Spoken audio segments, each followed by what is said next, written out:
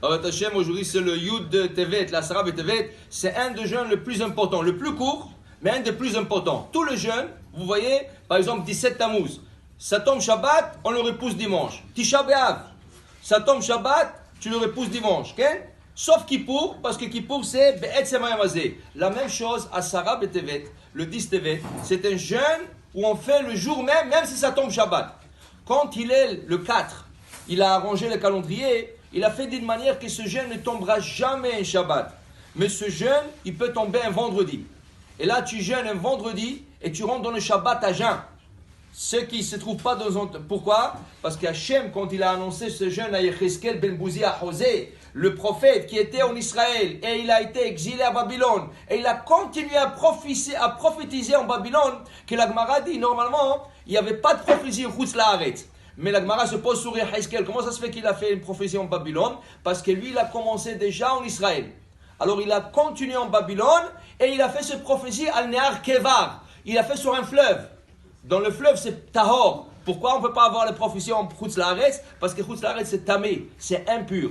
Mais lui, il faisait sur un fleuve. Le prophétie sur un fleuve, c'est Tahara. Alors il a commencé en Israël, il a fait sur un fleuve, et Hachem lui a dit, Be'et Semayamazé. Ce jeûne-là de Asara Betevet, quand ça tombe, même un Shabbat, vous allez jeûner. Même un vendredi, vous allez jeûner. C'est tellement important ce jeûne. Comme on a dit, c'est court. Qu'est-ce qui est arrivé exactement? C'est qu'il est arrivé à partir de ce jour-là, il est venu Nebuchadnezzar, Nebuchadnezzar, Melech Bavel, il est venu, il a assiégé Jérusalem pendant 3 ans et demi.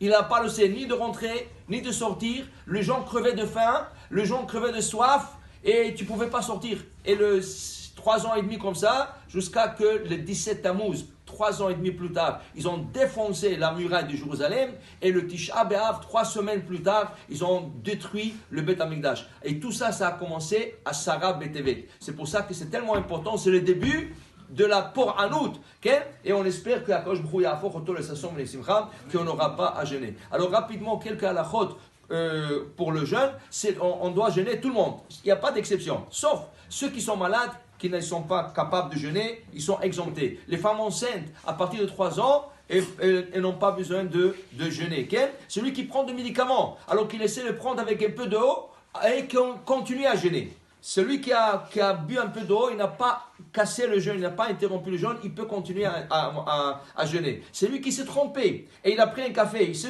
oublié, il a fait Shakon et Abidvaro, alors qu'il goûte un peu pour que la bracha ne soit pas une bracha en vain, et il continue à jeûner. Celui qui a mangé un peu, il a oublié et après il se rattrape, il continue à jeûner jusqu'à la fin. Okay? Tout ça, c'est parce que tu as commencé, tu dois continuer jusqu'à la fin. Alors, comme on a dit en règle générale, tout le monde doit jeûner. Il y a des exceptions, alors c'est des cas par cas, okay? Et tu vous demandez, et comme ça, s'il y a une exemption, vous serez exempté de ce jeûne. Okay? Il y en a qui ont la coutume en après-midi de mettre les téphilim avec le faire mincha avec téphilim.